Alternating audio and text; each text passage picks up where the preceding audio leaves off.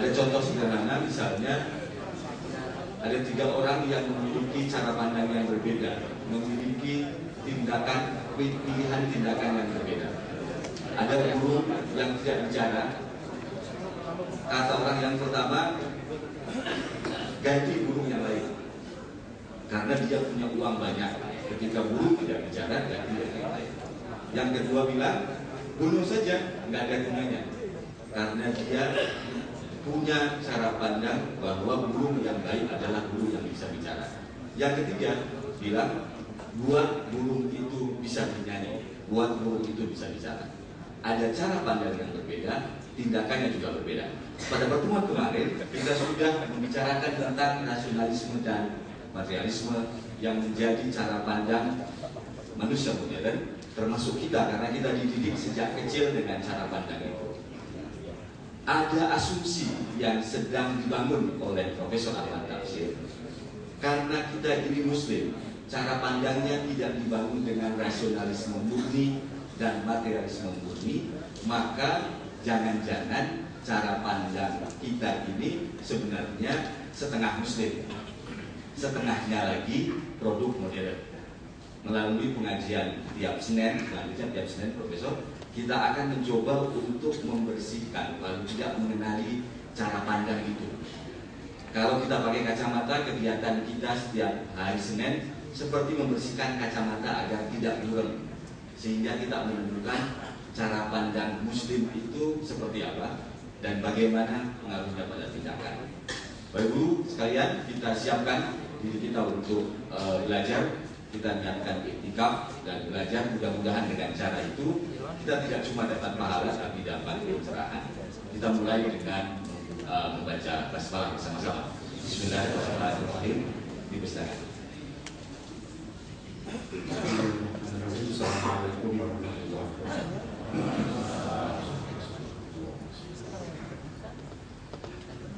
Ini pengajian kedua dan hanya 2 judul untuk melacak cikal bakal pemikiran modern. Tadi saya mengatakan kepada panitia, mestinya saya membayar mereka, bukan membayar saya. Sebab karena saya disuruh menyiapkan ini, saya akan membaca banyak, lalu saya mendapatkan sesuatu yang selama ini belum saya ketahui. Ya, tentang pemikiran modern itu. Dulu saya sudah selesai dengan kursus ini, jadi studinya sudah siap dan akan saya sampaikan ke Anda. Dulu saya sering ditanya, apa Islam itu modern atau tidak? Saya nggak ngerti pertanyaan itu. Sekarang saya ngerti. Belajar ada pertanyaan itu. Sekalipun umur saya sudah 71, jadi guru besar sudah capek. Seperti saya baru ya hari-hari ini tahu modern itu toh. Nah, saya yakin Anda di bawah saya. Pengetahuannya tentang modern itu. Oh, saya juga baru sekarang kok. Modern itu. Iya. Karena dilacak dari awal sejarahnya, ketemu memang sampai zaman sekarang modern itu ini. Makanya saya paham. Pantas ada orang menanyakan Islam itu modern atau tidak? Bukan jawabannya, pertanyaannya itu saya baru paham. Jadi ada masalah kedua. Perlunya Anda melacak apa itu pemikiran modern. Pemikiran modern ini kan kemarin kita katakan, umumnya kita katakan orang Barat itu berpikir modern. Memang banyak benarnya itu. Hanya sedikit saja kelirunya itu. Memang betul. Nah, jangan-jangan nanti lebih-lebih orang-orang eksekutif dari Telkom bergaul dengan orang Barat itu bisa meleset kalau tidak tahu cara pikir mereka. Mudah-mudahan ceramah ini dapat mengajari Anda, dapat menjadi pertimbangan bagi Anda bagaimana sebetulnya memahami orang modern itu. Nah, ceramah kemarin itu menjemukan, saya tahu. Saya juga jemu kok ngomongkannya. Karena bertele-tele dia, karena melacak dan yang dipercaya itu filsafat. Dan itu filsafat beneran itu, bukan yang filsafat yang digampangkan. Pembicaraan hari ini pun masih akan menjemukan. Karena terusan kemarin Ya. Nah nanti dua makalah ini satu unit dia akan di print out, bisa Anda baca nanti dipahami. Oh modern itu ini, itu aja sebetulnya. Untuk apa? Ya untuk bukan mengukur saya modern atau tidak, supaya kita bisa bergaul dengan orang yang kita katakan orang modern itu. Jangan sampai salah paham nantinya. Kemarin, jadi masih tentang orang Yunani di Athena, karena memang dari sana asal-usul pemikiran orang Barat itu. Orang-orang Yunani di Athena, mereka ini adalah cikal bakal pemikiran Barat yang disebut modern itu. Pemikiran Barat itulah pada umumnya yang dianggap pemikiran modern tadi. Jadi mereka itulah cikal bakal pemikiran modern, yaitu orang Yunani itu. Nah, sekarang coba ini intinya. Agama Nabi Musa itu sudah tersampai ke orang di kepulauan Sisilia itu, di Kreta itu pada zaman itu. Ini cerita pada tahun 600-an sebelum Masehi gitu. Nah, kita bisa menceritakannya karena ada rujukannya. Waktu itu agama Musa sudah nggak nyampe kepada mereka. Tidak sampai. Untuk penggantinya mereka menciptakan mitos-mitos. Kemarin sudah saya singgung sedikit tentang mitos mengapa diundur eksekusi terhadap Socrates itu karena mitos. Nah, ada mitos misalnya bumi ini terletak di ujung tanduk kerbau besar. Kalau dia diganggu nyamuk, bergeraklah kerbau itu lalu goncanglah dunia ini, itulah gempa. Maka manusia harus berteriak, masih hidup, masih ada, supaya kerbau itu mitos itu. Nah, agama Musa sudah tidak sampai pada memang tidak sampai kepada mereka. Agama Isa belum datang di tahun 600 sebelum Masehi sih. Mereka menggantinya dengan kepercayaan pada mitos-mitos. Lama kelamaan mereka mencurigai kebenaran mitos-mitos itu. Padahal sudah kita uraikan ini. Tadinya kehidupan mereka dan alam dengan menggunakan mitos-mitos itu tadinya. Setelah mitos-mitos itu tidak lagi dipercaya, lantas muncul pertanyaan mereka, dengan apa kita mengatur kehidupan manusia dan dengan apa kita mengatur alam? Mereka mendiskusikan itu, mereka mempertanyakan itu, mereka merenungkan itu. Kesimpulannya, kita itu manusialah yang mengatur manusia dan alam. Inilah paham humanisme.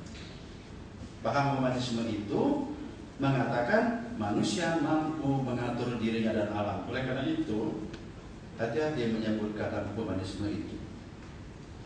Ada buku yang salah mengatakan Islam itu menganut humanisme. Itu tidak.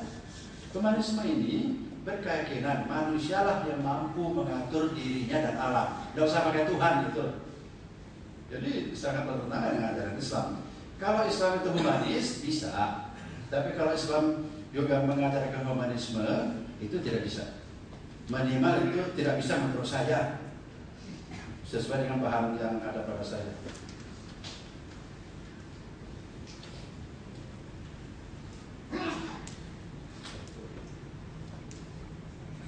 Nah, persoalan manusia sepanjang masa sebenarnya sangat sederhana.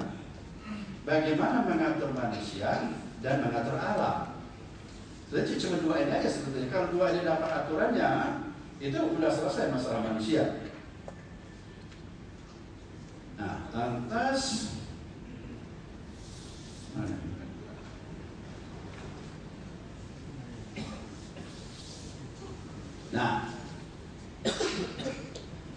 kesimpulan mereka, tolong perhatikan ini, bahwa manusia itu mampu mengatur dirinya dan alam, itu adalah kesimpulan yang sangat berani, kesimpulan yang sangat radikal, dan kesimpulan yang sangat berisiko sebetulnya. Mengatakan bahwa manusia mampu mengatur dirinya dan alam, nggak usah pakai mitos, nggak usah pakai Tuhan. Tetapi kesimpulan mereka itu dapat dipahami tatkala kita melihat kondisi mereka pada waktu itu. Dan agama memang belum ada waktu itu di mereka. Nah, Dari kesimpulan itu, cobalah renungkan pertanyaan ini.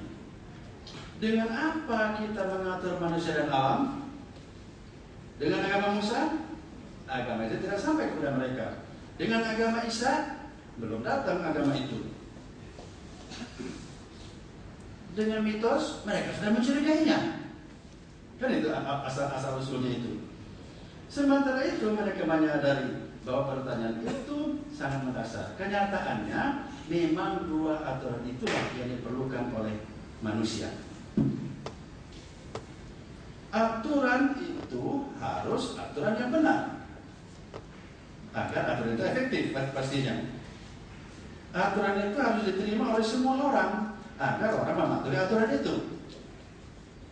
Nah, manusia perlu diatur agar dia rukun dan maju. Disinilah muncul jenis-jenis pengetahuan tentang manusia seperti antropologi, sosiologi, psikologi, ekonomi, anatomi, politik, hukum, dan lain-lain. Yang paling menonjol ketika itu ialah politik dan hukum. Karena apa? Karena dua cabang pengetahuan ini yang langsung mengatur kehidupan manusia. Makanya perhatian kepada pengadilan yang sangat demokratis sudah ada dan sudah dipraktekkan pada ketika itu. Tentang politik misalnya bukunya Plato, Politia atau Negara Ideal, itu menunjukkan bagaimana seharusnya manusia diatur. Adapun alam itu perlu diatur agar dia tidak mengganggu manusia dan agar alam memberikan manfaat sebanyak-banyaknya. Pada bagian ini muncul banyak bidang pengetahuan seperti geografi, fisika, kimia, biologi, pengobatan, pertanian, dan lain-lain. Ada ilmu tentang bendungan agar sungai dapat dimanfaatkan dan tidak membanjiri penduduk. Ada ilmu tentang kesehatan dan pengobatan agar manusia sehat dari penyakitnya. Begitulah seterusnya. Persoalan muncul tatkala mempertanyakan dengan apa, dengan menggunakan apa kita membuat aturan itu. Sudah disetujui oleh mereka, kita harus punya aturan untuk mengatur manusia dan mengatur alam. Tapi dengan apa kita membuatnya? Nah, Anda pasti dapat mengikuti uraian ini. Dengan menggunakan apa kita membuat peraturan itu? Disepakati mereka dengan menggunakan akal dalam arti rasio. Muncullah mazhab rasionalisme yang mengatakan bahwa kebenaran itu dicari dan diukur dengan akal. Jika rasional maka benar, jika tidak berarti salah. Nah, tadi humanisme ditemukan, sekarang sudah ditemukan rasionalisme. Dengan rasio itulah kita membuat aturan itu.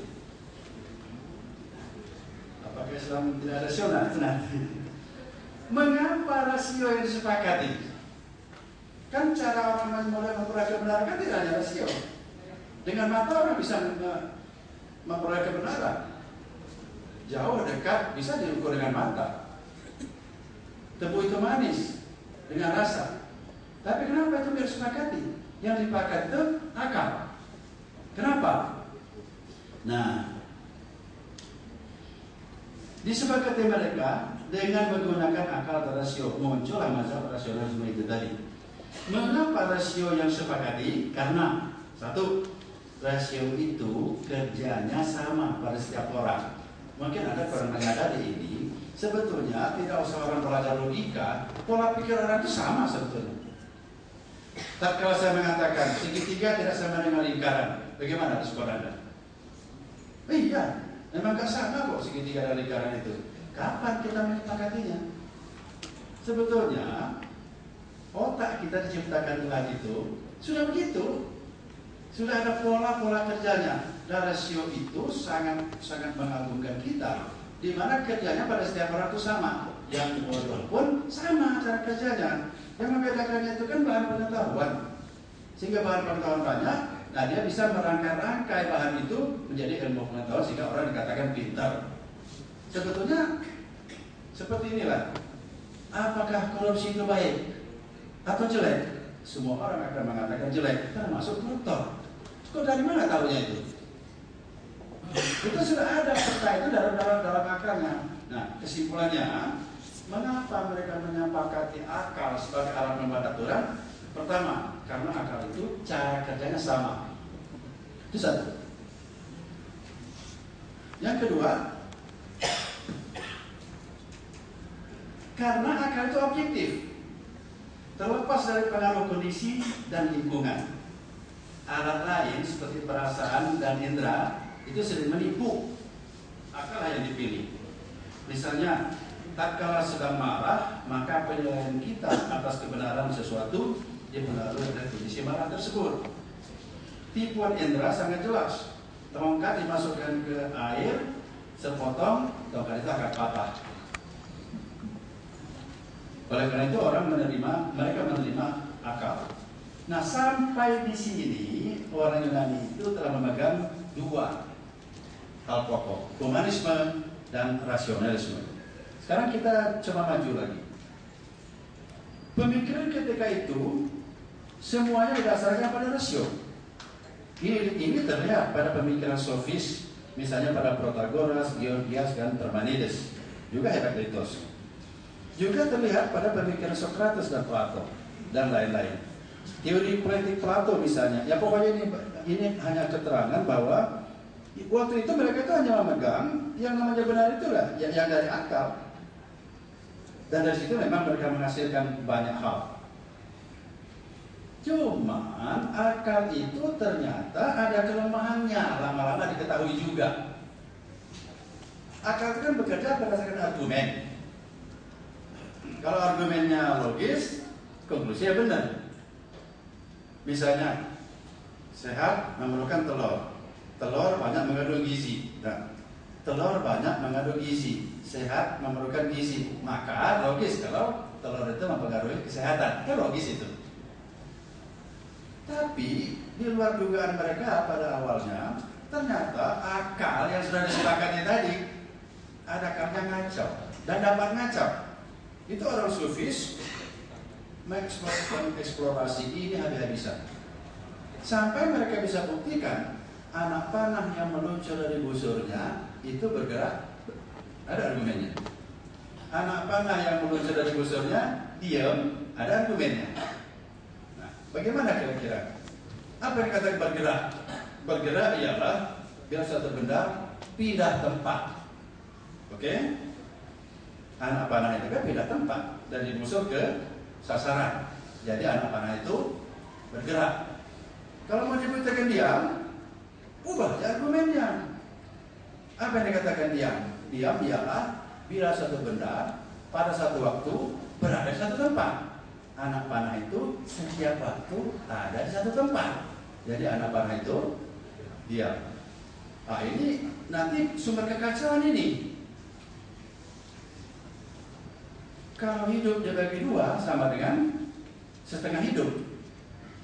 Kalau mati dibagi dua sama dengan setengah mati. Setengah hidup setengah mati itu sama sebenarnya. Pingsan itu. Jadi hidup sama dengan mati. Ini kan sangat matematis. Formnya bukan materialnya. Formnya itu sudah sangat matematis. Nah, dan mereka banyak mengemukakan itu sehingga suatu ketika ada orang terbunuh di pantai dibawa ke pengadilan, dibela. Apa betul kamu membunuhnya? Oh tidak. Waktu itu saya sedang main pisau, berarti datang. Oleh karena itu saya justru menuntut atas kekagetan saya dan atas muncratnya darahnya ke pakaian saya. Itu keluarga yang terbunuh itu harus membayar denda, bukan menang. Begitulah mereka memanipulasi argumentasi logis itu. Kesimpulan, nah ini yang penting. Yang namanya rasional, logis itu tidak selalu menghasilkan kebenaran. Nah lalu ada orang, so buka jana baju kamu, saya mau panah ini. Pasang perutnya, jangan. Oh kenapa? Tembus dong. Hanya benda bergerak yang bisa menembus. Nah di sini inilah empirisme. Tidak bisa menembus kalau tidak bergerak kan? Jadi kalau begitu, pendapat kalau anak panah tadi itu diam itu nggak betul. Di sini empirisme yaitu kebenaran sesuai dengan kenyataan, mengoreksi kebenaran rasional. Tetapi orang rasional juga mengoreksi kebenaran empirisme. Empirisme ialah mazhab yang mengatakan kebenaran itu ialah apa yang sesuai dengan kenyataan empiris. Nah, ini orang rasional mengatakan, oh tidak, banyak sekali itu laporan dari empirisme itu yang salah. Contohnya tongkat yang dimasukkan ke air tadi oleh mata secara empiris betul-betul itu bengkok, tapi kata akal itu kan bias. Nah, sebetulnya orang-orang ini sudah menemukan humanisme, rasionalisme, dan empirisme. Ternyata empirisme itu mempunyai kelemahan, dikoreksi oleh rasionalisme. Ternyata rasionalisme itu punya kelemahan, dikoreksi oleh empirisme. Bapak Ibu sekalian, akhirnya mereka menemukan kebenaran itu sebetulnya harus rasional dan ada bukti empiris. Nah, inilah nanti yang dibawa sampai ke zaman modern ini dalam filsafat ilmu, dalam rumusan metode ilmiah itu kebenaran haruslah logis dan ada bukti empiris. Dan selanjutnya setiap penelitian ilmiah atau scientific research selalu berdasarkan pada persoalan ini. Sekarang mereka sudah bisa mengatur manusia dan alam. Lalu mereka sudah dengan rasio dan empirisme itu mereka membuat aturan tentang manusia dan aturan tentang alam. Tapi ternyata masih ada hal-hal yang tidak juga dapat diselesaikan oleh rasionalisme yang kerjasama dengan empirisme itu. Yaitu adanya gejala, orang itu ingin mengabdi kepada yang gaib. Itu gejala itu, kenyataannya itu. Toh tadi yang mereka membuat mitos, sekalipun agama tidak sampai kepada mereka. Nah, ini di zaman modern ini misalnya Elizabeth Warlock, psikolog dari Inggris, sudah agak lama ini, itu menyimpulkan bahwa sebetulnya hasrat ingin bertuhan itu ada pada setiap orang. Insting ketuhanan itu. Nanti oleh siapa tuh tokoh Daniel Goleman, ya, dia menemukan di otak itu ada God spot. Di otak kita itu ada yang namanya God spot. Tahu di mana tempatnya itu? Yang pokoknya setiap manusia itu memang ingin bertuhan itu. Nah, ini gimana menyelesaikannya? Rasionalisme nggak nyampe ke sana itu. Empirisme nggak nyampe kepada Tuhan itu. Nah, akhirnya mereka membuat Tuhan kembali kepada agama yang baru, nanti perkembangannya yaitu agama Kristen.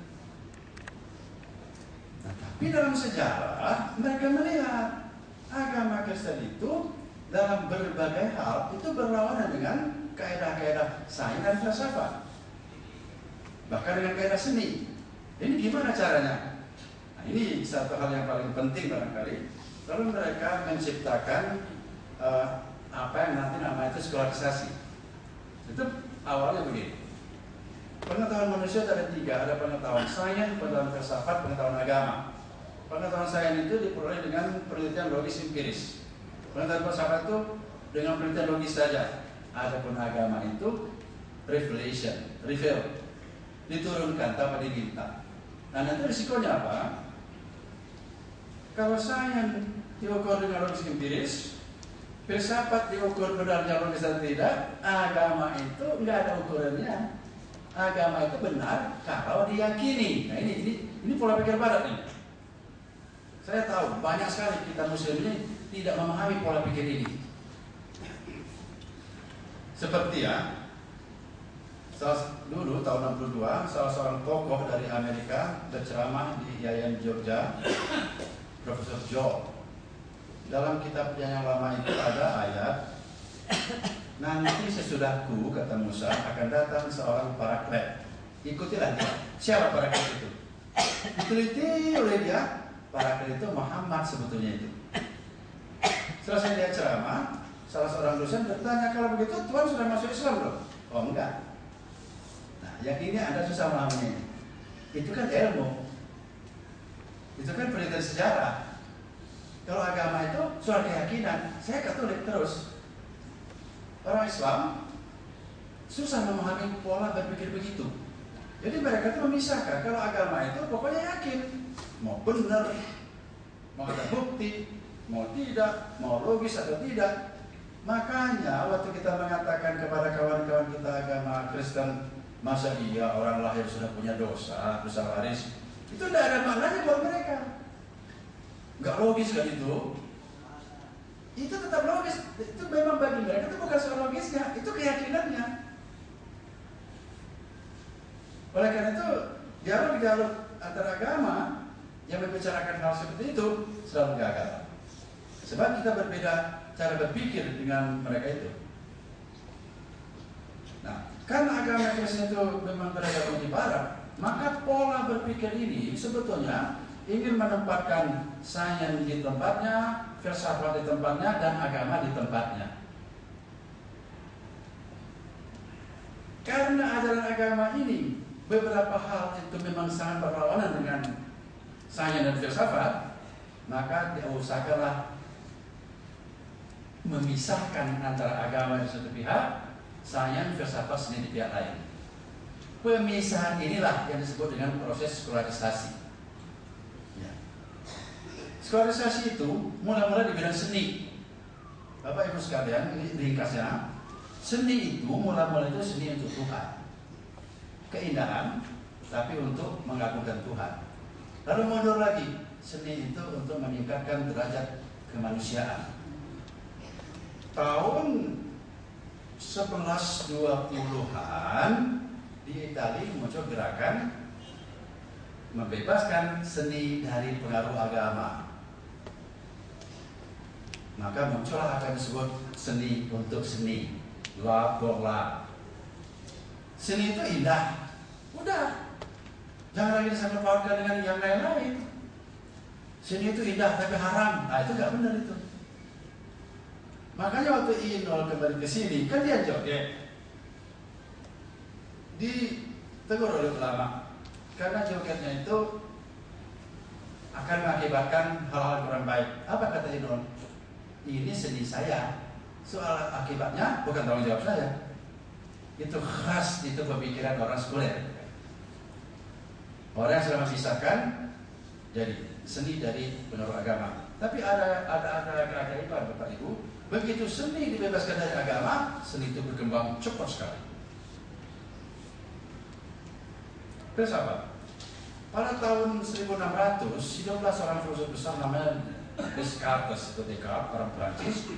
Dia berhasil membebaskan filsafat dari pengaruh agama. Itulah skolarisasi di bidang filsafat. Filsafat itu modalnya rasional, tidak boleh diatur oleh agama. Akhirnya tahap ketiga, sains dilepaskan dari pengaruh agama setelah induknya filsafat lepas dari agama. Nah, tatkala revolusi Prancis, dimulailah skolarisasi di bidang politik. Hasil akhirnya negara tidak boleh mengurusi agama dan agama tidak boleh mencampuri urusan negara. Di bidang pendidikan, agama tidak boleh masuk dalam kurikulum pendidikan pemerintah. Nah, inilah pola pikir yang disebut dengan pola pikir sekuler. Sekarang ini yang disebut orang modern itu yang berpikir begitu nyatanya. Maka timbullah pertanyaan, kalau begitu Islam itu modern enggak? Nah, maka saya baru paham pertanyaan itu. Islam itu modern enggak? Ya tidak. Kalau modern itu artinya berpikir dikotomis, berpikir value free, ya, berpikir sekuler. Dan pemikiran modern sejauh pelacakan kita memang tipenya berpikir sekuler itu. Nah, minimal orang ini dapat mengenalkan kepada Anda, kita sudah mentres bagaimana sejarah pemikiran modern itu sepanjang sejarahnya. Ya begitu singkatan sejarahnya itu. Dalam Islam terjadi modernisasi pada awal abad ke-19 ya. Tahun 18 sekian ya. Awal abad ke-20 lah. Tahun 18 sekian. Ya. Ternyata modernisasi dalam Islam itu tidak memisahkan agama dan pengetahuan umum. Justru dia menyatukannya modernisasinya itu. Orang menafsirkan Quran dan hadis dengan bantuan sains dan filsafat. Orang mengembangkan filsafat dituntun oleh Quran dan hadis. Akhirnya orang Islam modern juga jadinya. Jadi modern dalam Islam itu sebetulnya orang hidup berdasarkan Quran dan hadis, tapi menggunakan juga produk-produk rasional, produk-produk empiris, produknya bukan pahamnya. Selesai kita bicarakan, melacak, mentrace bagaimana sejarah munculnya pemikiran modern. Nah, terserah Anda mau dikatakan orang modern atau bukan. Saya nggak mau dikatakan orang modern, kalau dalam pengertian yang tadi itu. Saya bukan orang sekuler. Apakah Islam itu modern? Islam itu bisa modern dan pernah ada gerakan modernisasi dalam Islam dalam arti penggunaan sains, teknologi dan filsafat dalam menafsirkan ajaran Islam dan mengembangkan sains, filsafat, seni yang dituntun oleh ajaran Islam. Makanya UIN Bandung itu mengembangkan tema wahyu memandu ilmu. Itu sebetulnya ini maksudnya ini. Bagaimana supaya ulumul kauniyah itu tidak liar dia berkembangnya, tetapi dia dituntun oleh ulumul Qur'aniyah. Cukup sekian. Terima kasih. Bapak Ibu sekalian, jika ada yang tidak menanyakan, karena ini soal yang mungkin agak berat, tapi intinya adalah ada cara pandang tertentu yang dimiliki masyarakat modern. Sekali lagi, cara pandang itu sudah menjadi cara pandang kita karena ketika kita belajar sains, kita mengadopsi cara pikir rasional dan materialis dan empiris. Yang itu bisa jadi diam-diam menusuk di kepala kita bahwa tidak perlu Tuhan. Yang penting dia rasional, bisa dicobakan, memberikan bukti. Diam-diam itu bisa juga menusuk pada cara kita bertindak, cara kita hidup yang nggak penting juga Tuhan. Tuhan sesekali sajalah kita kunjungi dalam sehari 5 kali. Tapi sisanya cukup pakai cara pandang yang kita dapatkan dari cara kita belajar sains di sekolah, dari cara kita belajar pengetahuan di sekolah. Jadi kalaupun pembicaraan tadi mungkin agak rumit, tapi kita bisa turunkan dengan melihat apakah cara pandang kita sudah menyingkirkan agama atau Tuhan dari urusan rasional, urusan empiris, dan urusan mencari keuntungan. Dipersilakan jika ada yang hendak bertanya atau menanggapi. Silakan, karena ini sekali lagi menjadi pengantar bagi ini dua pertemuan ini menjadi pengantar bagi uraian tentang sholat, tentang zakat. Kalau cara pikir kita empiris misalnya, ketika kita mendengarkan, ketika kita sholat, kita apakah yakin di depan ada Tuhan? Kalau ukurannya empiris kira-kira tidak ada Tuhan, karena kan harus terlihat oleh indera. Kalau cara pikir kita rasional, harus logis. Masa Tuhan ada di sini, ada juga di hadapan masing-masing dan seterusnya. Bentrokan antara kemestian meyakini adanya Tuhan pada saat sholat dengan cara pikir kita yang sudah rasional dan empiris menyebabkan mungkin sholat kita nggak bisa khusyuk. Jadi sekali lagi minta maaf, kerumitan uraian filsafat ini sebenarnya untuk mengantarkan pada pembicaraan tentang sholat, zakat, puasa, haji dan seterusnya. Jadi kita kan sudah sampai ada jalan rasionalisme, jalan kehidupan ini, ada jalan empirisme, akhirnya disintesis jalan metode ilmiah.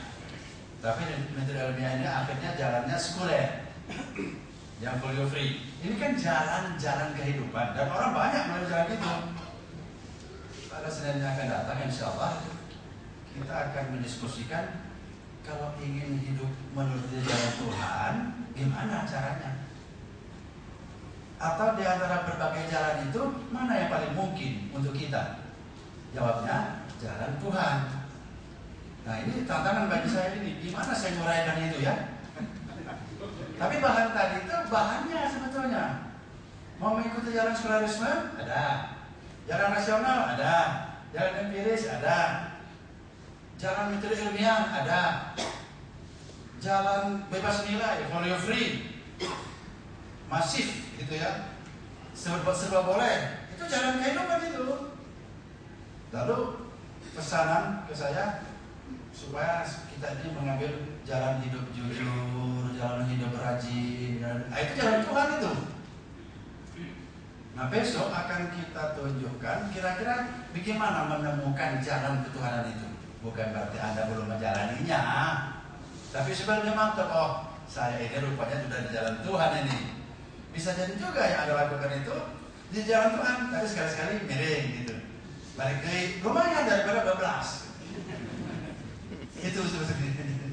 Jadi sekali lagi memang uraian sangat menjemukan, tapi ya perlu. Nanti kita print out, ini Anda bisa membacanya lebih teliti.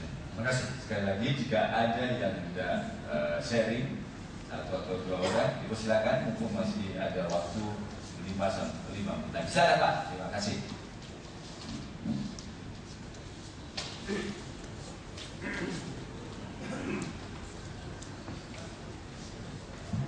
Assalamualaikum warahmatullahi wabarakatuh. Terima kasih Pak Prof atas uraiannya yang diterima. Tapi saya berusaha menangkap apa intinya gitu ya. Tapi alhamdulillah belum juga sih, belum dapat. Sehingga saya juga bingung untuk bertanya.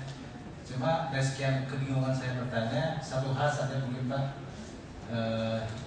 ingin bagaimana menurut Bapak cara pandang yang paham-paham orang-orang rasionalis versinya dari awal Yunani tadi dengan masa kini menanggapi dua hal yang namanya qada dan qadar, Pak. Takdir jalan hidup yang Bapak tadi bilang. Namun Bapak sendiri setelah tahu dasar seperti itu, bagaimana menurut Bapak tentang dua hal tadi, takdir dan qada dan qadar itu? Terima kasih Pak. Assalamualaikum warahmatullahi wabarakatuh. Ya, saya sering ditanya yang ini. Jadi saya bisa menjawabnya ini. Di luar dugaan kebanyakan orang, ternyata orang Yunani itu banyak lebih bagus ketimbang orang Muslim pada umumnya. Dengan modal berpikir, mereka misalnya merumuskan begini: kita harus berusaha menjadi orang bijaksana. Itu sulit, tapi ingin jadi orang bijaksana itu sudah bijaksana. Nah, jadi filosofos atau filosofian itu ingin jadi orang sofia itu bijaksana. Ingin saja itu sudah bijaksana, apalagi memang berusaha jadi orang bijaksana. Dan dari proses berpikir mereka itu, dalam sejarah itu ada yang bagus pada mereka itu. Semua guru, semua murid mereka itu. Seperti Socrates, Plato, Aristo. Yang paling tua itu Socrates, yang tengah itu Plato, yang paling muda Aristo.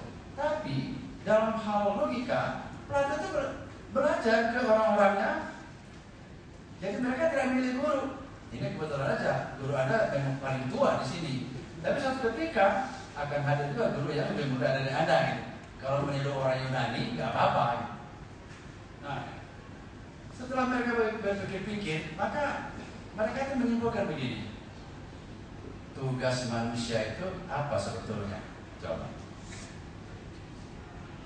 Pertanyaan ini mungkin nggak pernah terpikir oleh Anda. Tugas manusia itu apa sebetulnya? Tapi harus menjawab dengan akal. Kalau dengan agama kan gampang, menjalani ibadullah kan gitu. Itu kan jawaban Tuhan, Pak, yang kan benar. Nggak bukan hasil mikir kan? Tapi mereka mikir, jawabannya itu tugas manusia ialah menjadi manusia. Coba. Loh, kan sudah jadi manusia ini? Belum juga. Karena mereka itu menentukan ciri manusia itu 3 minimal. 1, dia mempunyai kemampuan mengendalikan diri yang tinggi. Itu manusia. Jadi tidak gampang marah gitu. Tidak mudah membuat keputusan. Yang kedua, yang disebut manusia oleh mereka itu, dia menyelesaikan masalah dengan akalnya, bukan dengan membakar ban atau merusak pagar, kasarnya itulah. Atau dengan merusak kantor-kantor, bukan. Maka saya sering bertanya, mestinya kita dilahir tahun berapa sih sebenarnya? Itu 600 tahun sebelum Masehi loh. Harusnya kita lahir sebelum itu. Selesaikan masalah dengan akal. Sebab kata mereka, menyelesaikan masalah dengan fisik itu hanya akan menimbulkan masalah baru. Memang benar. Bahkan gedung MPR dulu dirusak oleh demonstran, akhirnya 2 miliar biaya memperbaikinya itu. Yang uang rakyat juga, termasuk uangnya tukang rusak itu kan. Yang ketiga, ini cikal bakal civil education, manusia yang masuk mereka itu yang menjaga lingkungan, jangan bikin kotor lautan, jangan merusak tanaman, dan jangan membuat gaduh di dekat orang yang sedang istirahat. Itu sudah tinggi. Ini kan 600 tahun sebelum Masehi ini. Malu saya kalau melihat mereka ini. Saya sudah sekolah lama, waktu belum ada sekolah waktu itu. Sudah jadi begitu mereka. Dengan berpikir. Jadi, apakah dengan berpikir saja manusia jadi baik? Bisa, cuma dengan berpikir saja banyak masalah yang tidak juga dapat diselesaikan. Itu sebetulnya. Nanti kita lanjutkan pada ceramah ketiga dan mudah-mudahan ya Anda hadir lagi. Terima kasih. Bapak sekalian, terima kasih. Sebagai penutup saya cuma ingin membawa itu pada cerita film Tarzan. Film Tarzan itu konon diciptakan setelah orang Eropa membaca film cerita yang serupa dalam filsafat Islam, judulnya Hai bin Yakdor. Sama-sama ada di tengah hutan. Ada seorang anak manusia terbuang entah kenapa ada di tengah hutan. Yang satu Tarzan, yang satu Hai bin Yakdor. Tarzan seperti yang kita lihat pada film, kemudian dia bisa menguasai binatang dan menguasai binatang yang ada di situ. Dan dia menjadi raja hutan. Di sana kemudian datang Jen dan mereka jatuh cinta. Mereka Tarzan menguasai hutan itu. Tetapi Hai bin Yakdor berbeda ceritanya. Dia ada di hutan. Dia belajar kehidupan. Dia lihat ada kematian, ada kehidupan, sampai dia menyimpulkan bahwa ada Tuhan. Lalu dia menyimpulkan bahwa bukan karena fisik sesuatu itu mati, karena ibunya mati mendadak. Ibunya itu yang maksud ibunya adalah Kijang, mati mendadak dan tanpa ada luka, tanpa ada daging yang busuk. Dia pikir ini ada sesuatu dan dia sebutkan itu Tuhan. Dia kemudian berpikir tentang bagaimana cara menghubungi Tuhan, ketemu cara ibadah tertentu. Di ujung cerita Hai bin Yakdor, Hai ketemu dengan Asal, ulama dari Pulau Besar, dan kemudian mengaturkan cara berpikirnya dengan ajaran agama. Dan konon dalam cerita itu kesimpulannya sama, cuma caranya Hai harus belajar pada Asal. Dua cerita itu, dua hal yang diciptakan dengan cara pandang yang berbeda. Yang satu Barat, Eropa, yang satu Islam. Yang satu menyatakan bahwa manusia bisa bertahan hidup hanya dengan menggunakan akalnya dan dia bisa menguasai yang lainnya. Yang satu menyatakan akal itu bisa membuat bertahan hidup dan ketemu Tuhan. Kita akan bicarakan itu lebih panjang, perbedaan itu pada minggu depan, pada Senin. Insya Allah kita akan menceritakan bagaimana cara pandang menentukan tindakan dan sikap kita. Terima kasih. Assalamualaikum warahmatullahi wabarakatuh.